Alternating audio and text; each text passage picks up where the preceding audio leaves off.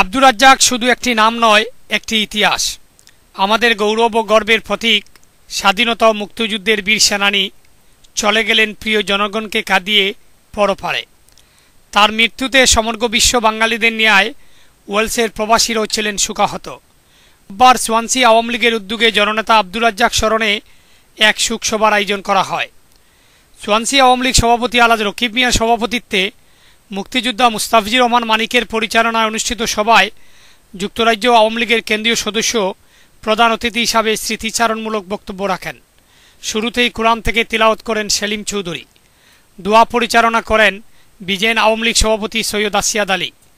জননেতার কর্মময় জীবনের উপর গোলাম আবু সালেহ শুয়েব, আব্দুল লতিফ কয়সর, শাহজাহান খান, আব্দুর রহমান মোনা, মনফর আলী, সাইফুল ইসলাম খান, মুজিবুর রহমান, শামীম আহমেদ ও ফেরদৌস রহমান বক্তব্য রাখেন। বক্তারা জননেতা আব্দুর রাজ্জাকের মৃত্যুতে জাতি একজন সৎ, নিষ্ঠাবান ও জনতার প্রাণপ্রিয় নেতাকে হারাল। তিনি আজীবন তার কর্মে মানুষের হৃদয়ে অম্লান হয়ে থাকবেন বলে বক্তারা অভিমত ব্যক্ত করেন। ওয়েলসের সোয়ানসি থেকে মকিস মনসুর, বাংলা টিভি নিউজ।